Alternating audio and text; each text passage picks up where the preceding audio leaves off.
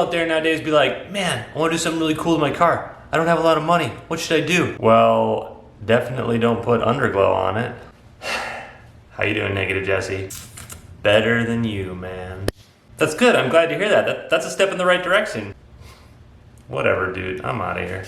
All right, now that we got him taken care of, we can focus on today's video. Underglow.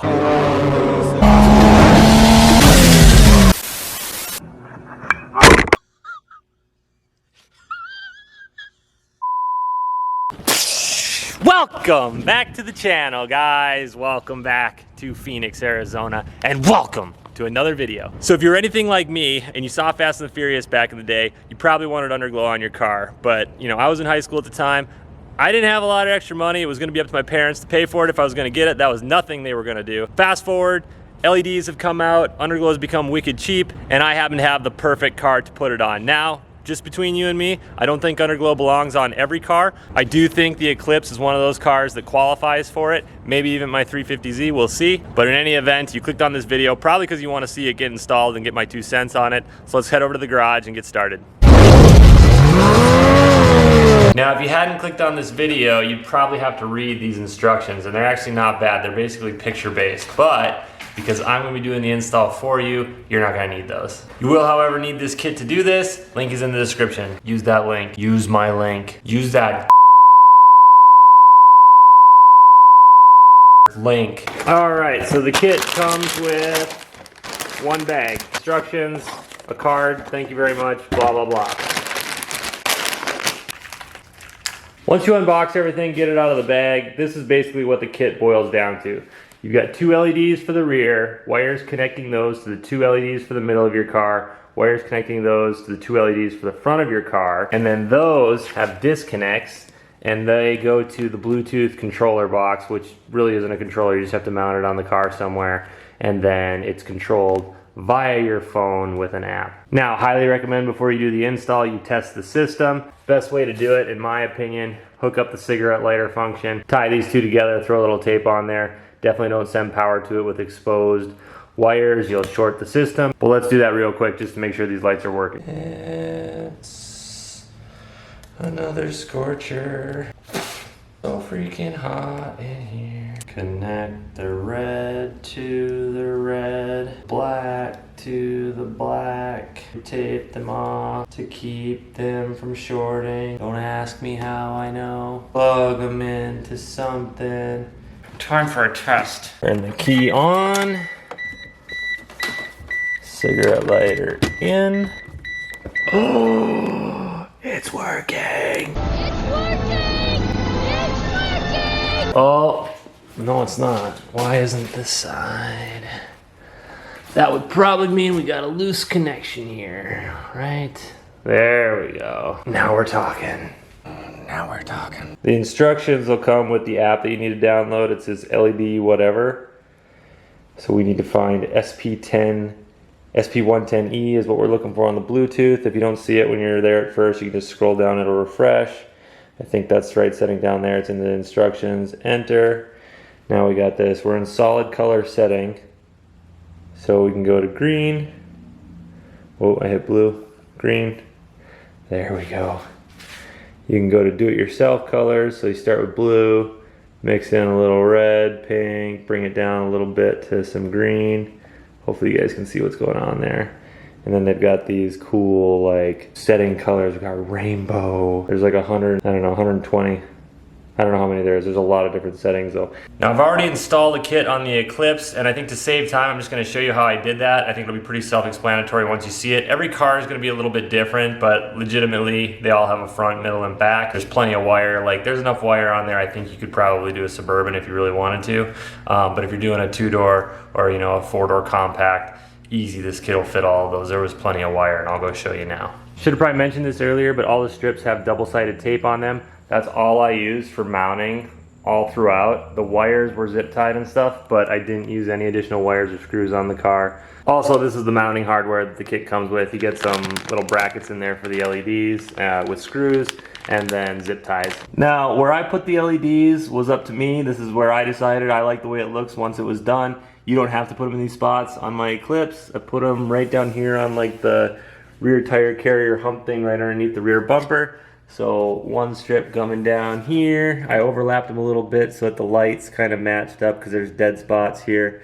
And then the wires are tucked up. You can kind of see them running there. I sent them up over the subframe on both sides. After I got them through the subframe, you can see they come out here, and I connected them to, I think this is a fuel line on this side. On the other side, there's no fuel line, so I just ran it through here. Back here is where I started on the Eclipse, and then ran that middle LED strip forward. Tried to keep it as tight as I could along the pinch weld, and then obviously you want to make sure they're always pointing down. If you point them sideways, you know the light's not going to shine down when you're driving. But that runs all the way to the front. Let me get up there. So again, middle strip coming to the front. It's nice and bendable, so I kind of bent it in. Wire kind of goes around and through the, I don't know if it's the front subframe or K-member or what they call this, but then it's tucked up in here.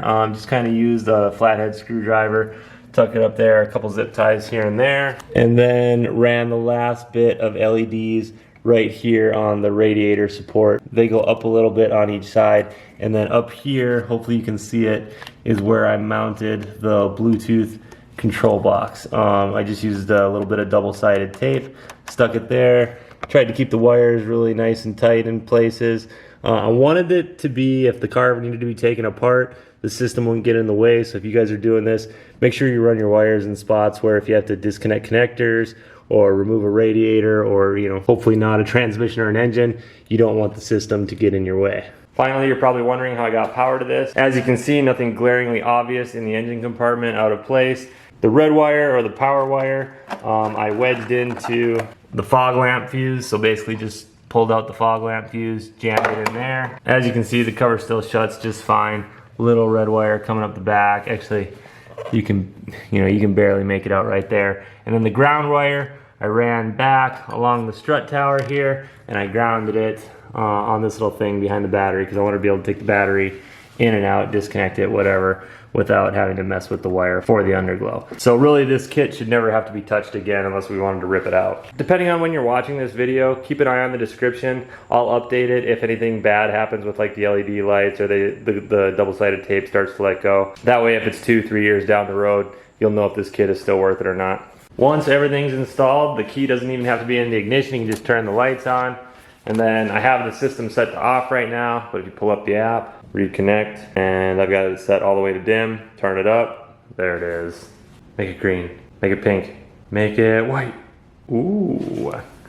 If you want to rock the underglow every time you turn your car's lights on, just leave the setting down here for brightness and dimness. Just leave that on full. If you don't want it to show up when you turn your lights on, just dim it all the way down, and it won't be on. The Underglow app does remember the setting you had every time you turn the lights off. When you turn the lights off, you do turn the Bluetooth box up front, so you have to reconnect every time. Another funny thing is if somebody else had the app and was close to your car, I don't see anything that would stop them from connecting to your Underglow and playing with the colors. So just be aware of that. But anytime you shut it down or turn it on, the LED is reset, but it does remember your last setting. So if it was all the way off last time, it'll be all the way off when you turn it back on. If it was all the way on the last time you shut it off, obviously next time you turn it back on, it will be on. I ran up a check, I might do it again. Enemies close, had me thinking they're friends.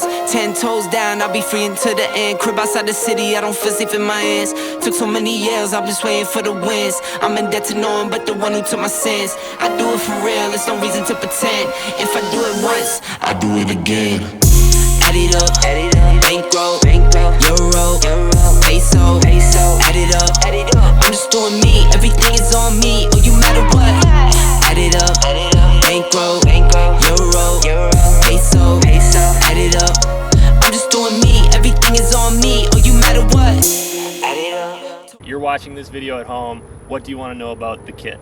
Do you have to have your fog lights or headlights engaged too? Headlights have to be on, fog lights don't have to be on, even though it's wired into the fog lights. What if you go shopping and you decide, I just want to park here and make my car look cool, so I'm going to leave the underglow on? Absolutely. How long will it drain my battery? That's a great question. I don't know. I think you could get groceries and come back and be all right. Was it worth it? Can you put a price on that? That was 70 bucks. And like, I don't know, an hour and a half, 2 hours of my time. in 120 degree heat. I'm not putting it on the Z right now because it's just too hot to do it again. I might do it down the road, but I wasn't going to deal with it because Is it sound activated? no, it's not, but I bet there are kits out there that are. You could probably get it to pump to the music, but it is what it is now. Hey Jesse, when you installed that, did you have to do any waterproof kind of? It is waterproof. IP68, IP70, I'll annotate it. This is waterproof, so you can take it through the rain. How about the connections, wire connections where you spliced it in? What did you do there? There really is no splice. The only thing that has a, well, there is a splice, but that's taped with electrical tape pretty good. And then there's another, you know, inside the box in there. This thing would have to be in a flood for this thing to get messed up. The car would be more messed up than the lights, I think, if there was an actual issue with water on these. Are they legal? Check your local state laws. In Arizona, I don't know. Then we lay low, then we lay low. Add it up, bankroll, euro, peso, add it up. I'm just doing me, everything is on me, or you matter what. Add it up, bankroll, euro, peso, add it up. I'm just doing me, everything is on me, or you matter what.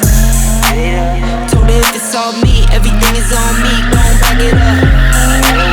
Told ya I'ma do me, why you hating on me? It's not adding up. Told her if it's all me, everything is on me, gon' back it up. Told ya I'ma do me, why you hating on me? It's not adding up.